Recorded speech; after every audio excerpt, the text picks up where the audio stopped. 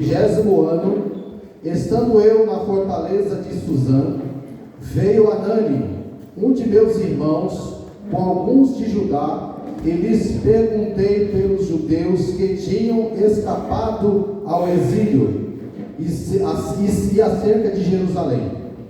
Eles me disseram: os que sobreviveram ao exílio e estão de volta na província encontram-se em grande aflição e vergonha.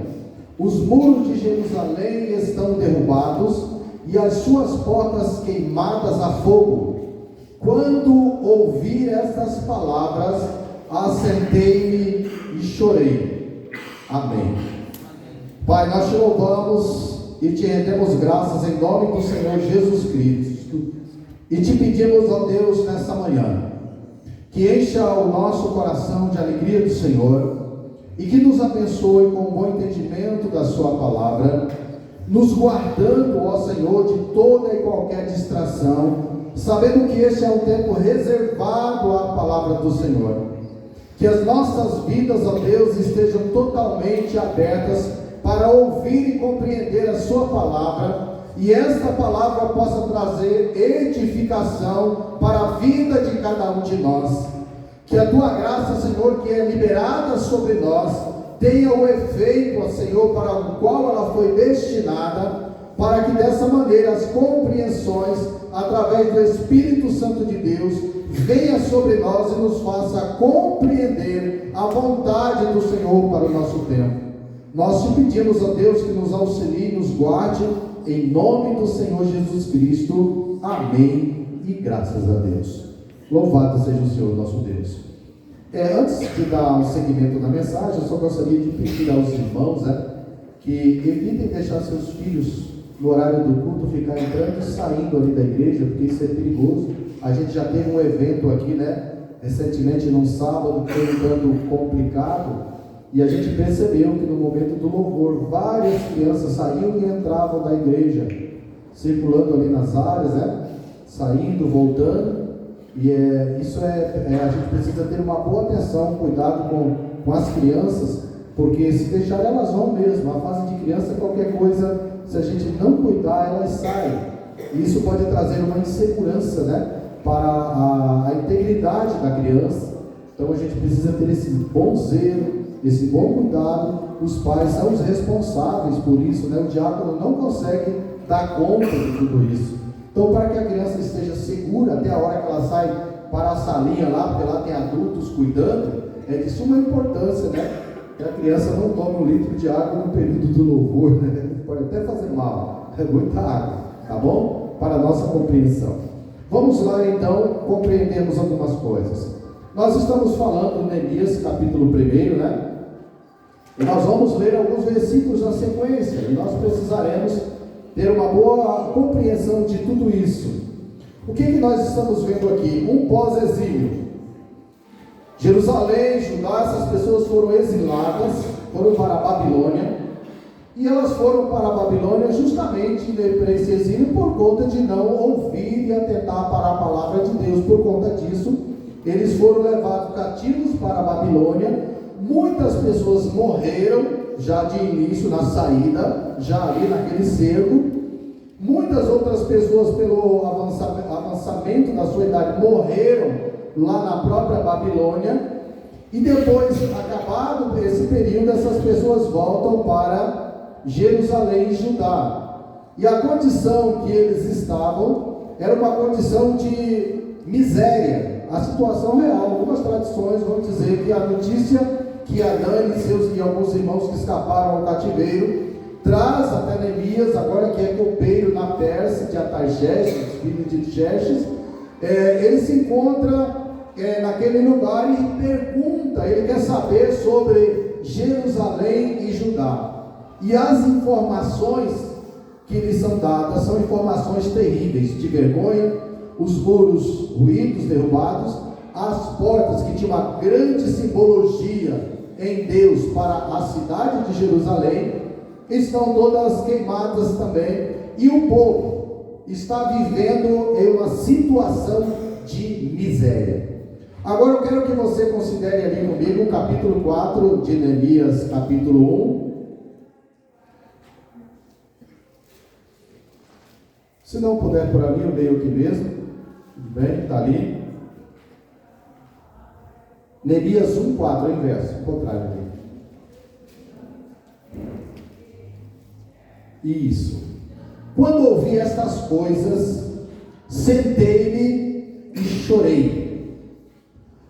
Passei dias lamentando-me, jejuando e orando ao Deus dos céus. Segura esse versículo aí, por gentileza, para nós conseguirmos compreender isso. Porque aqui nós temos duas situações que elas normalmente devem acontecer na vida de alguém que ama um povo e que tem uma informação tão devastadora como essa. Então, diante dessa situação, quando Neemias tem essa informação, que ele toma conhecimento de tudo isso, ele tem uma reação. Vamos observar qual é essa reação aqui. Os pontos dessa reação são de suma importância para a nossa compreensão. Porque observe no versículo, quando ouvir essas coisas, imagina que a pessoa tem uma notícia e ela fica tão assustada que ela senta. Peraí, deixa eu sentar para ouvir isso.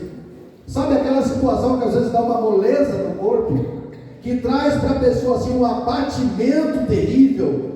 Já aconteceu com você? Comigo já, né? A gente às vezes tem uma notícia, quando me lembro que trabalhando um dia, de repente veio um sobrinho meu de lá para cá, olhando para mim, né, assim, baixava a cabeça, levantava, quando chegou perto de mim, falou assim: o seu pai acabou de falecer. Aquele momento eu só encostei numa parede e procurei um lugar para me apoiar, bebi um pouquinho de água e chorei. E chorei bastante. Depois tive que levantar e fazer os procedimentos que precisavam serem feitos. Mas aqui nós olhamos algumas questões que nenhum de nós estamos livres de passar, né? Todos nós, infelizmente, né? Ou sei lá, ou se já é a trajetória da nossa vida, nós passamos por essas situações e nós temos reações, uns diferentes um pouco dos outros, né? Porque cada um tem a sua estrutura emocional, de uma maneira, etc. Mas nós precisamos compreender algumas coisas bem importantes. Assentei-me e chorei, passei dias lamentando-me, olha só, lamentando por conta daquilo, um sofrimento, né? Uma tristeza, uma angústia que abate Neemias, mas ele diz também que passou jejuando e orando ao Deus dos céus. Então aqui nós encontramos uma situação de alguém que, apesar de receber uma notícia bombástica, devastadora na sua vida, não vai escapar de se abater, não vai escapar de ficar angustiado, mas também a sua vida firmada em Deus vai fazer com que ele passe a estabelecer um período de jejum e oração a Deus. E só para nós entendermos, esse período é em cerca de 4 meses. Pouco tempo, né? O que você acha? Será que ele ficou muito abatido com isso? Será que a causa o preocupou? Será que ele foi despertado? Porque nesses 4 meses ele vai começar a buscar a Deus. Agora, tem várias coisas interessantes, mas outra coisa também interessante é a maneira como ele vai conduzir a sua oração. Porque aqui é um momento muito claro de deixar com que a emoção tome conta da pessoa e venha uma frustração e a pessoa acabe desmoronando completamente se ela não estiver essa confiança em Deus, se essa estrutura de Deus na vida dela não for de fato coerente com a vida cristã que ela diz levar, a tendência muitas vezes é até abandonar a própria fé. A tendência é de momento falar assim: eu sirvo a Deus há tanto tempo e agora eu tenho que saber disso. Como que Deus deixou acontecer uma coisa dessa? A história registra que aquelas pessoas foram alertadas seguidas vezes com uma insistência terrível: cuidado, pare, volte para o Senhor, abandone isso. Não, e as pessoas não abandonaram, e as pessoas acabaram caindo nisso. Agora vamos seguir um pouco ali, o versículo 5, por gentileza, diz assim: então eu disse, Senhor Deus dos céus, grande e temível, fiel à aliança e misericordioso com os que te amam e obedecem aos teus mandamentos. Neemias está trazendo uma clareza ali de Deus e dos mandamentos, porque essa aliança estava Deus, seus mandamentos e as pessoas. Então isso fazia o quê? Uma conexão com o Senhor para ouvir essas pessoas. Vejamos o 6. Que os teus ouvidos estejam atentos e os teus olhos estejam abertos para a oração que o teu servo está fazendo diante de ti, dia e noite. Veja aqui uma oração perseverante, né? Em favor de teus servos, o povo de Israel. Confesso os pecados que nós, os israelitas, temos cometido contra ti. Sim, eu e o meu povo temos pecado. Segura um pouquinho aí para nós compreendermos. Você percebe que chegar diante de Deus, diante de uma situação dessa, sabendo que as pessoas chegaram a este ponto, e a causa também nós sabemos que foi a desobediência que levou essas pessoas a estarem nessa situação, a primeira coisa que Neemias coloca como conteúdo da sua oração é chamar a atenção de Deus, para ouvi-lo. Depois que ele acredita ali, né, na oração, dá seguimento que Deus está ouvindo, então ele apresenta diante de Deus o que? A situação. Então é uma confissão do pecado nacional e do pecado pessoal. Em outras traduções ele diz assim: eu e a minha casa também pecamos, eu e a minha família também pecamos.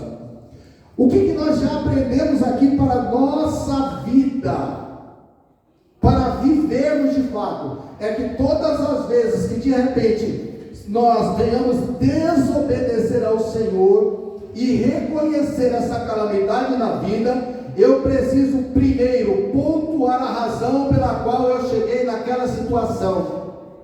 E eu preciso então confessar diante do Senhor, às vezes inclusive pela minha família, pelo meu país, e essa é uma função da igreja. O maior responsável por isso é a igreja. Por quê? Porque a igreja, ela é a intercessão. É a igreja que intercede pelo seu país e até pelo mundo. Uma vez que o evangelho ele é disparado para alcançar, né, todo mundo, no sentido de conhecer o evangelho de Jesus. Então a primeira coisa que ele traz ali, nós precisamos observar: confesso os meus pecados. Ou poderia ele orar de repente assim: Senhor, se tu és Deus, por que deixou chegar a esse ponto? Ele sabia, ele tomou consciência daquela situação, ele sabia o porquê que aquilo estava acontecendo. Então a primeira coisa é confessar os seus pecados. Agora vamos olhar que esse Neemias, ele não é um camarada simples, ele não é um cidadão simples, ele tem consciência de algumas coisas, de quem ele é em Deus, de quem é Israel para Deus, e também da aliança. Vamos seguir para a gente entender melhor. 7. Agimos de forma corrupta e vergonhosa contra ti. Não temos obedecido os mandamentos, aos decretos e às leis que destes ao teu servo Moisés. Ou seja, a orientação tinha sido dada. Agora o exílio, né, o cativeiro, transcorre por conta do quê? De uma desobediência. Consequentemente, para retornar uma restauração, precisava haver uma humilhação, uma confissão de pecados, um abandono daquelas práticas, tendo reconhecimento do que foi feito, por que aconteceu aquilo. Aí vejamos a sequência. Lembra-te agora do que disseste a Moisés teu servo. Se vocês forem infiéis, eu os espalharei entre as nações. Percebe aqui, ó? Segura aí. Se vocês forem infiéis, eu os espalharei entre as nações. Por isso que Neemias está orando. Nós desobedecemos, nós fomos infiéis, etc. Mas veja a sabedoria de um homem que sabe falar com Deus. de uma pessoa que aprendeu de fato da palavra de Deus, a sua oração ela tem uma qualificação extraordinária para se aproximar de Deus. Veja como ele vai continuar dizendo: mas se voltarem para mim, obedecerem os meus mandamentos e os puserem em prática, mesmo que vocês estejam espalhados pelos lugares mais distantes debaixo do céu, de lá eu os reunirei e os trarei para o lugar que escolhi para estabelecer o meu nome, que no caso era Jerusalém e Judá. A oração, Neemias, ele faz uma confissão, mas ele começa a apresentar a Deus aquilo que estava na lei de Moisés, que foram ensinados. E o que ele está dizendo agora é o seguinte: eu estou aqui me arrependendo, clamando pelo arrependimento também desse povo, confessando a culpa desse povo, e eu espero que a aliança que o Senhor fez, aquilo que o Senhor prometeu, aconteça com a vida da gente, porque de fato nós estamos nos arrependendo, confessando os nossos pecados e queremos que a sua palavra se cumpra sobre nós. Isso é um entendimento, é um conhecimento da pessoa de Deus e das suas leis.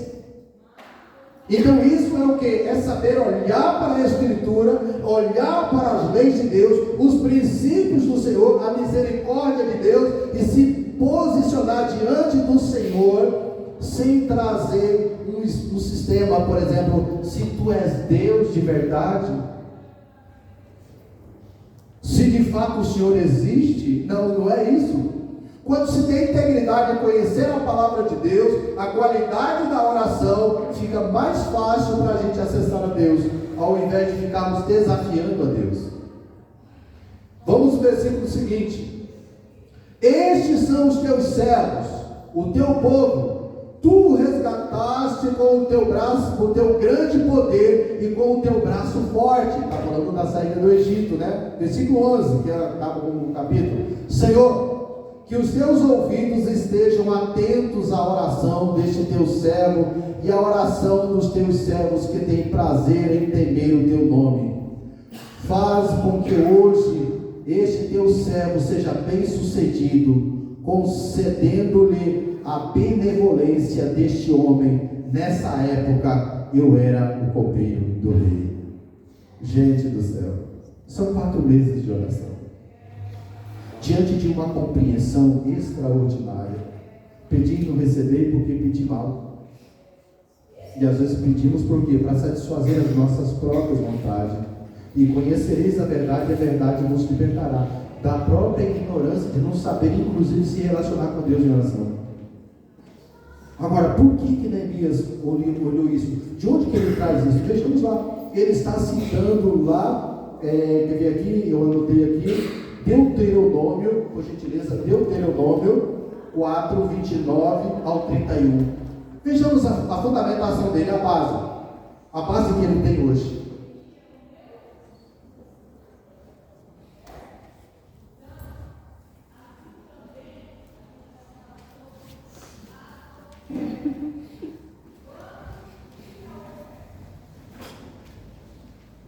E lá procurarão o Senhor, o seu Deus, e o acharão, se o procurarem de todo o seu coração e de toda a sua alma. Essa é a base que Neemias teve para orar ao Senhor. Vejamos o seguinte: quando vocês estiverem sofrendo e todas essas coisas estiverem acontecendo com vocês, então, em dias futuros, vocês voltarão para o Senhor, o seu Deus, e lhe obedecerão.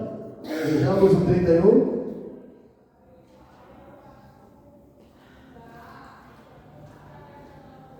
Pois o Senhor, o seu Deus, é Deus misericordioso, Ele não os abandonará, nem os destruirá, nem se esquecerá da aliança que com juramento fez com seus antepassados. É essa base, a fundamentação que Neemias tem para clamar o Senhor diante de uma calamidade. Por quê? Porque ele andava com Deus, conhecia a palavra de Deus, tinha como primazia guardar no seu coração a palavra do Senhor. Ele está na Pérsia, ele está longe do seu povo, ele não tem uma igreja para se reunir em culto, mas ele tem a palavra escrita no seu coração, e por causa disso ele sabe como reagir. Mas além de tudo isso, nós precisamos compreender uma coisa também, que eu diria que é o âmago de tudo isso. É um homem que tem compaixão. Ele era copeiro do rei. Ele estava num lugar seguro. Ele estava numa situação boa, ele não passava fome, ele tinha lugar bom para dormir. Ele era um líder naquele lugar. Ele era um homem com cargo de confiança naquele lugar. Poderia tão somente, dizer assim, está vendo aí, olha o que aconteceu com eles, eles precisam se arrepender. Mas ele vai tomar partido nisso. Então a gente vai começar, a gente dá uma olhada para esse homem, e ele tem jejum, oração, confissão de pecados, súplica com base na palavra de Deus. Então a sua oração não é uma oração vaga. Sabe aquela oração que fica procurando palavras para dizer alguma coisa e não acha? Aqui é uma oração de alguém íntegro, de alguém que deu atenção para a palavra do Senhor e guardou no seu coração. Então a gente vai ter essa compreensão. Agora, quando você vê a situação que ele se encontrava, se a gente der uma olhada lá em Provérbios 15:13, a situação dele é justamente isso. Isso acontece com a gente. Que diz assim, Provérbios 15:13, diz assim: a alegria do coração transparece no rosto, mas o coração angustiado oprime o espírito. E é isso que estava acontecendo com ele. Agora, como é que ele vai comparecer diante do rei para tentar resolver essa questão? Não tem como disfarçar, Donato. Sabe, não tem como fazer uma cara de alegre. Ei, como é que o senhor está? A saúde e tal, etc. Não tem como. Mas diante dessa situação, ele vai então comparecer diante do rei. Vamos ver Neemias 2, capítulo 2.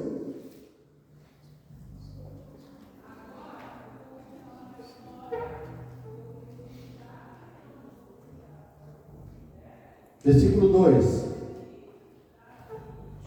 Pode ver o versículo 1, para nós entendermos melhor. Versículo 1, para a gente ter mais completo. Diz assim: no mês de Nissan, no 20º ano do rei Artaxerxes, quando lhe trouxeram o vinho, eu o tomei e o dei ao rei. Nunca antes eu estivera triste na presença dele.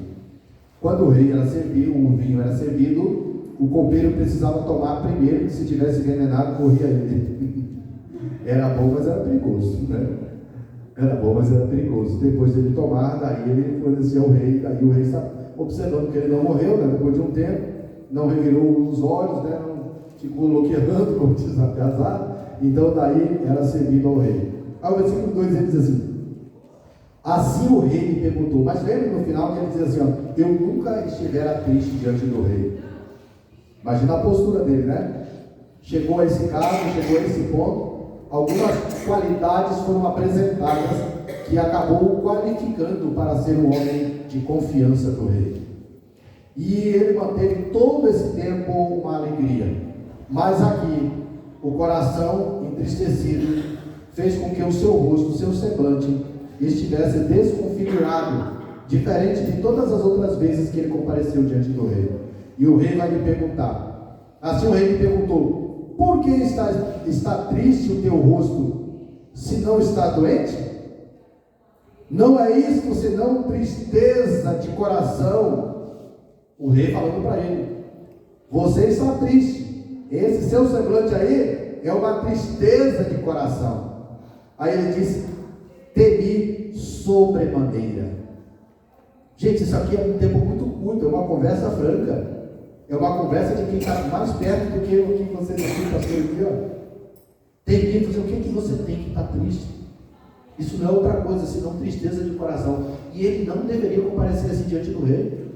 Tinha que comparecer diante do rei disposto, alegre, porque era perigoso. Uma pessoa revoltada ali com uma situação contrária ao rei, estar ali. Se a pessoa tivesse de cara feia, carrancudo ali, poderia dispensar e correria até um risco.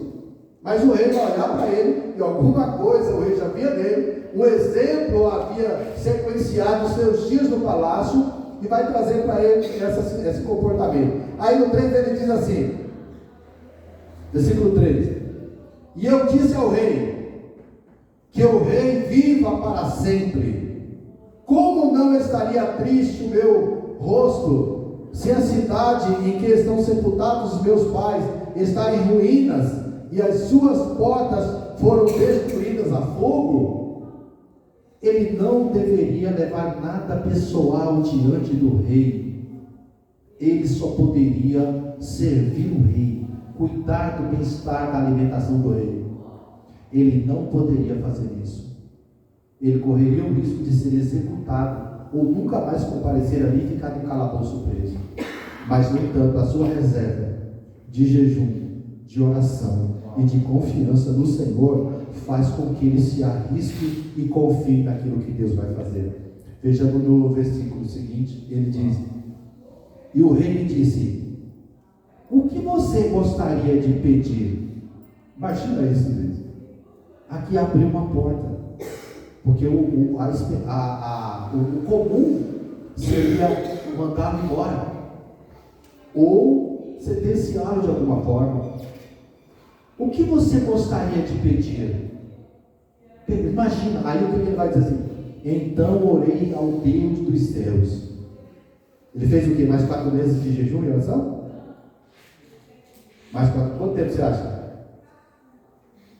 Alguns meses.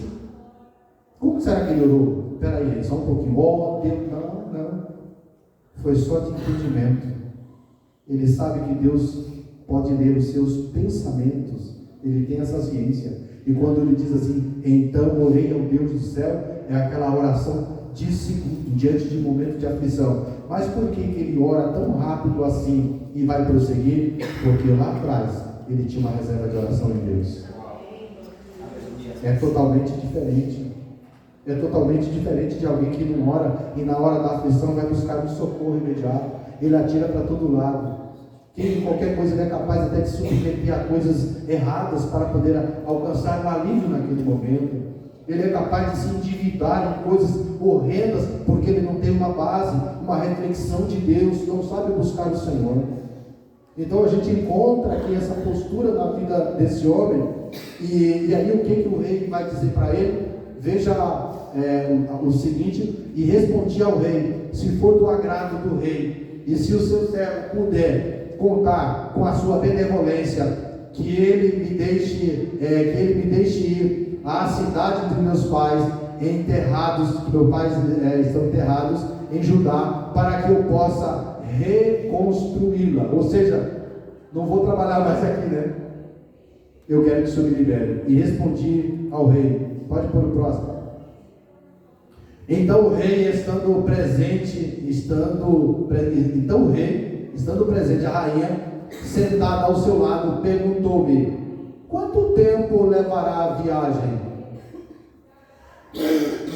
Esse quanto tempo levará a viagem, sabe o que ele está dizendo? Eu quero que você volte aqui. O bom testemunho marca a vida das pessoas, até daquelas que não são crentes. Quando ele vai perguntar quanto tempo dura a viagem, ele está dizendo: eu não vou te despedir para sempre, porque você é muito importante, muito valoroso aqui. Aí, quando você voltará? Marquei um prazo com o rei e ele concordou que eu fosse. Eu vou puxar para outra parte da aplicação, porque eu tenho essa mensagem. Essa aqui é o pano de fundo daquilo que a gente vai falar, e eu vou tentar resumir 10 minutos depois, mas só para a gente finalizar um pouco esse desenho, para a gente compreender. Você consegue, por esse versículo aqui, o versículo 6 do capítulo 2, você consegue perceber o nível de confiança que esse homem conquistou perante o rei? Isso pode acontecer o quê? Na empresa que você trabalha? É assim? Pode acontecer no meio dos seus irmãos, no meio das pessoas com que você vive. Olha o nível de confiança que esse homem consegue. Ele estabelece, ele faz um acordo com o rei. O rei não faz acordo com o copeiro. Não tem acordo com o copeiro, não tem conversa. Não tem bate-papo. Não tem como chegar no local onde o rei está sentado com a rainha e o camarada com essa petulância. Não é petulância, é segurança. Mas acima dessa segurança, sabe o que é? É amor pelas pessoas. É amor pelas almas, é olhar a miséria que estão naquelas pessoas e a pessoa se compadecer, é compaixão. O que tem Neemias ali é compaixão por aquelas pessoas, e ele resolve o que? Decidir reconstruir, trabalhar, pelejar arduamente para resolver aquela questão. E a gente sabe que, se a gente discorrer, aí vocês podem fazer isso se quiserem, continuar lendo. Eu sei que algumas pessoas, pastor Henrique, estão lendo livros, gostam muito de aprender os livros, né? A gente vai perceber que, quando ele chega na cidade, e ele consegue benefícios, né? Passagem, tudo, madeira, etc. Ele vai além, muito além do que eu posso falar aqui agora por conta do nosso tempo. Mas a gente pode perceber uma coisa aqui. Quando ele chega no lugar, ele passa ali cerca de 4 dias e noite, fazendo uma boa análise de como está a cidade, como está aquela situação. E ele vê, e ele comprova, e naqueles 4 dias é que ele começa a fazer uma avaliação da devastação que está ali, para poder saber aquilo que vai fazer. A gente encontra nele mais uma coisa, uma responsabilidade extraordinária. Primeiro avaliar a situação, saber o que vai gastar, saber como fazer, como preparar as pessoas, como convocar as pessoas. E ele fez isso com algumas poucas pessoas, para não permitir que houvesse ali um levante de repente. Eu profetizo que esse muro vai se levantar sem que eu ponha a mão. Oh, que bom! Não é assim que acontece? Eu determino que essa cidade vai ser construída em nome de Jesus. Mas eu não quero pegar na pá, não quero pegar na enxada. Eu não quero tirar os escombros. Eu não quero remover nada, desde que não me custe nada. Em nome de Jesus, isso aqui vai dar certo. Vai ser uma cidade virtuosa pelos olhos da fé, eu já vejo. Então toma pá, toma a picareta, pega o carrinho de mão, né? Começa a limpar a sujeira, começa a arrancar as coisas do lugar, né? Você crê? Então tá bom, então vai lá. Porque o que acontece aqui? É aquilo que nós já falamos, quando a emocionalidade vence a razão, nós perdemos o olho. E aí nós queremos levar tudo em nome de Jesus, e que Jesus faça tudo. Talvez ele não tenha feito muita coisa, né? E que Jesus faça tudo e nós nada façamos. Agora vamos entender um pouco. Eu gostaria de convidar você a abrir Mateus 9, do 36 ao 38, para nós entendermos uma coisa. Aqui eu vou usar esses versos para que nós tenhamos uma aplicação para a igreja.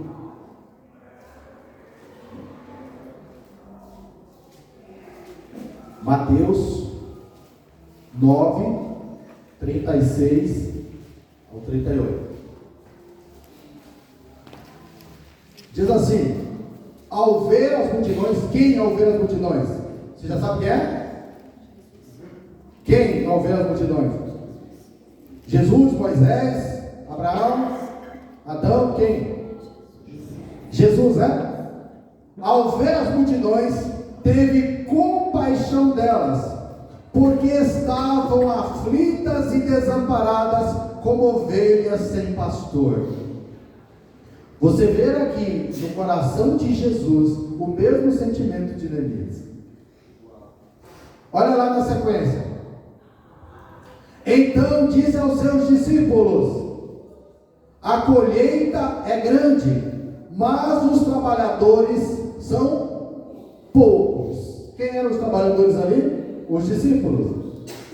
Os trabalhadores são poucos, mas nós vamos entender. Nós vimos no versículo anterior que Jesus vê aquela multidão e ele fica extremamente compadecido de ver a situação daquelas pessoas perdidas, desgarradas, sem uma solução, sem um destino abençoador para as suas vidas. E ele faz uma confissão diante dos discípulos para que os discípulos compreendam.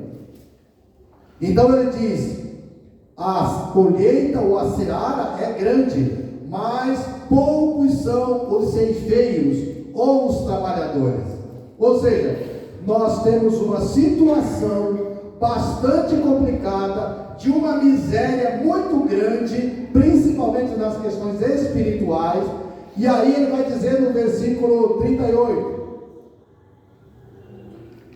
peçam, pois, ao Senhor da colheita que envie trabalhadores para a sua colheita. Percebe aqui? Olha o que ele diz. Agora, o que ele está dizendo? Se posicionem em oração compreendendo a necessidade dessas pessoas, tenho compaixão e clamar ao Senhor para que envie trabalhadores, para que nós possamos começar a solucionar o problema terrível que essas pessoas estão passando. Agora vejamos o versículo, esse é o 78. Peçam, pois, isso ao Senhor da colheita que envie trabalhadores para a sua colheita. Aí nós vamos entender uma situação bem interessante. Encargos para a vida deles e rogar ao Senhor. Você consegue fazer um paralelo entre Neemias e esse texto aqui? Você consegue observar os sentimentos e a disposição e a situação daquelas pessoas? Nós vimos um povo de Israel, Judá, de Jerusalém, Judá, em uma situação de miséria, uma cidade devastada, um povo sem instrução, perdidos, e a postura de Neemias é de compaixão, de uma iniciativa. Ele jejua, ele lamenta, ele ora por um período de cerca de 4 meses, mas quando acaba a oração, ele não fica de braço cruzado esperando o que Deus vai fazer. Isso é o que? Discernimento. Ele teve um lado emocional terrivelmente abalado, sim, verdade, mas a condição emocional não lhe travou os braços, não lhe colocou algemas. A condição emocional poderia fazê-los apenas abandonar tudo e passar o resto da vida chorando. Não, tem uma coisa chamada razão, discernimento, compreensão do propósito, em que o homem ou a mulher se levanta e diz: agora eu vou adiante, eu tenho que fazer algo, porque o Senhor conta comigo. Se eu estou nessa situação, se eu estou tendo essa compaixão, se eu conheço a palavra do Senhor, eu vou orar ao Senhor, vou buscar uma direção, vou me encher de coragem, vou falar com esse rei, e muito mais do que falar, eu vou conquistar algo dele, porque eu tenho uma vida de confiança nele, e ele sabe que eu tenho bom testemunho, não sou trapaceiro, não sou vigarista, trato ele como se fosse Deus, abençoo a vida dele, e ele vai me dar essa condição. E ele deu. Essa é a grande diferença. Mas poderia sair por ali, né? Tem alguém para nos ajudar? Será que tem alguém que possa ter uma solução para isso? Não, se posiciona diante do Senhor. Agora, a grande responsabilidade nossa como igreja do Senhor é o quê? É olhar esse mundo. Vamos começar a diminuir um pouco. Olhar essa cidade, olhar esse país e ver a miséria espiritual sobre os escombros que estão essas pessoas aí fora, vivendo sem Deus, sem salvação. Agora, olhemos para nós. Por que a gente vem aqui fazer o quê? A gente vem aqui buscar uma bênção para levar para casa? É isso que a gente vem fazer? Como que a nossa vida desenrola no dia a dia? Eu vou lá, eu me sento, eu ouço, admiro algumas coisas. É verdade, o que o pastor falou é a pura verdade. Ah, mas daí? Mas e daí? Aprendeu o quê? Ora, quando? Vai fazer o quê? Peraí. E a compaixão? E a compaixão? E a dor? Eu chamo isso de indolência, quando a gente não sente dor alheia. E a igreja é chamada justamente para olhar isso. Lembra o que Jesus falou? Grande é a seara e poucos são os ceifeiros. Por que são poucos? Porque são preguiçosos. Na hora de ação a carne, vai todo mundo, puxa o concreto para ver. Por aqui, graças a Deus, que isso está dando certo, né? Tem lembrança de Paranaguá, vai uma turma lá e não tem moleza para o corpo. Graças a Deus, né? Esse ponto a gente tá bom, você puxar aí a fila, toma lá, né? Não tem problema. Mas o que a gente observa nisso? Qual é a sua função nisso? Qual é a sua responsabilidade diante disso? Qual é a minha? O que eu vou fazer? O que eu estou fazendo de fato? É isso que eu preciso analisar. Rogai ao Senhor da seara. Pronto, os discípulos fizeram isso.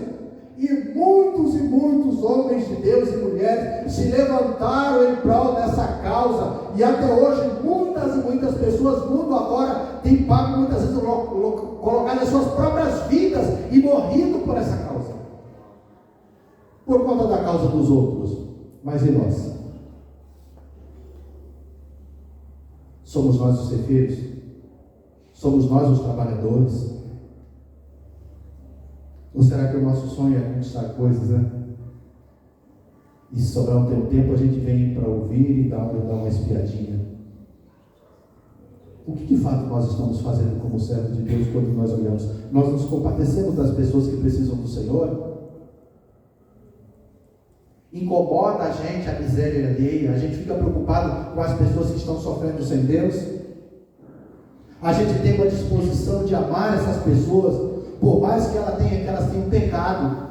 Não cabe a nós julgarmos essas pessoas, sabe por quê? Porque o pecado delas já foi pago na cruz do Calvário. A gente precisa acessar elas. Elas não têm uma dívida. O que elas não têm é uma mensagem. O que elas não têm é a manifestação do poder de Deus através de nós, para ajudar essas pessoas que precisam do Senhor, sem julgá-las, sem acusá-las. Sem dizer, estão nessa miséria assim porque são pecaminosas. Não, a nossa função, o nosso chamado é orar por essas pessoas, anunciar a salvação em Cristo Jesus, avisá-las que seus pecados foram pagos na cruz do Calvário, e se elas quiserem, podem ter as suas vidas transformadas pelo Senhor Jesus Cristo. Lembremos-nos do ladrão do lado da cruz, que compreendeu o clamor do Senhor e recebeu a bênção de Deus. Nós não fomos chamados para sermos vistos como os melhores na face da terra. Nós somos vistos por Deus como os trabalhadores da sua seara, que precisa trabalhar em prol daquele que não conhece a Jesus ainda. A gente precisa avaliar o grau de importância. Talvez eu esteja dando uma grande importância para mim. Eu sou um pastor, eu tenho conhecimento disso, eu sei fazer isso, eu sei dizer tal coisa, mas não, eu sou um servo. Eu sou um servo, e como servo eu tenho que servir. E servir a quem? Servir a Deus. De que jeito? Cantando, balançando as mãos. É só isso? Não, é indo, é aprendendo. Eu preciso ter uma integridade da pessoa de Deus na minha vida, porque onde eu chegar eu preciso manifestar essa graça para alcançar aqueles que estão perdidos. Mas quantos querem? Quantos vão estar dispostos a levantar uma madrugada e gastar um tempo orando ao Senhor, jejuando ao Senhor? Quantas pessoas choram e lamentam pela desgraça alheia? Pelas pessoas que passam fome? Pelas pessoas que estão oprimidas, muitas vezes por regimes terríveis? Por sistema de leis injustas que acabam trazendo maldição para a vida das próprias famílias? A gente tem uma responsabilidade que precisa sair do discurso. A gente precisa acessar a vida das pessoas. Todo dia é dia de cultuar a Deus com a nossa vida, abençoando a vida de outras pessoas, onde quer que nós estejamos. Quando o Salmo 119, 105 diz: lâmpada para os meus pés é a tua palavra, isso mostra que nós andamos no mundo de trevas. E nós precisamos reluzir como tal. Porque se nós passarmos as nossas vidas, irmãos, só aqui pedindo oportunidade, por exemplo, pastor, deixa eu contar um testemunho, olha, Deus me abençoou, Deus me deu isso, tá?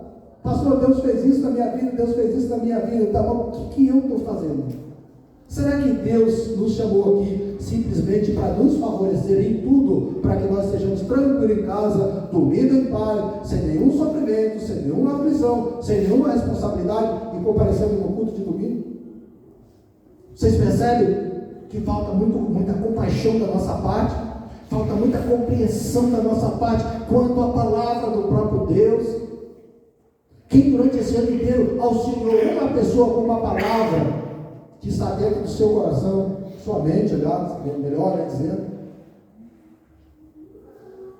no que nosso tempo se vai? Se eu não oro, se eu não aprendo da palavra do Senhor, como que eu me comunico com o Senhor? Eu vou dizer, não, o Senhor ouve todas as coisas, o Senhor é onisciente, onipresente. Aí eu não oro, eu digo assim, mas Ele sabe do meu coração, eu tenho uma boa intenção de orar, só não oro. E aí, resolveu o problema?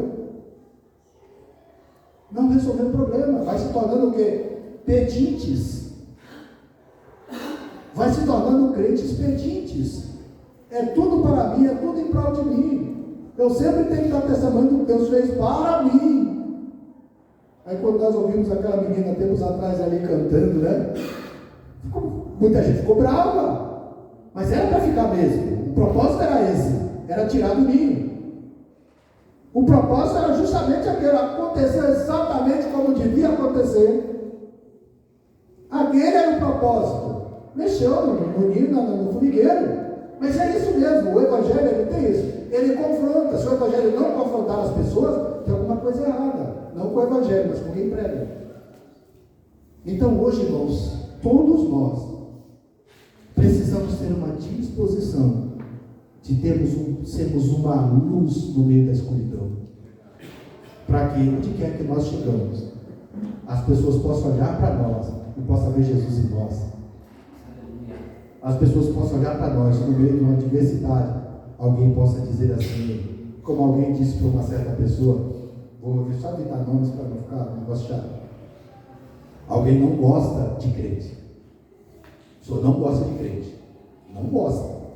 Detesta a crente. Falou de crente, ela sai de perto. Mas, uma pessoa conhecida dela estava passando por uma situação, se acidentou, ficou 6 meses afastado, acabou brigando com a esposa, ameaçou a esposa e foi preso. Aí depois saiu, voltou a trabalhar. E voltando a trabalhar, conversando com essa pessoa que não gosta de crente, falou que se ele não resolvesse, ele ia se matar. Aí o que essa pessoa fez que não gosta de crente? Foi lá atrás do crente e falou assim, olha, você precisa ajudar ela, porque você é crente, e certamente você tem uma palavra boa para ela. Uau! Rapaz, você não imagina o que é isso? Isso é maravilhoso.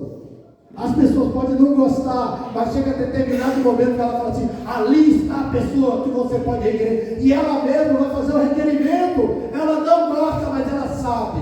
E é isso que precisa acontecer. Ela precisa saber.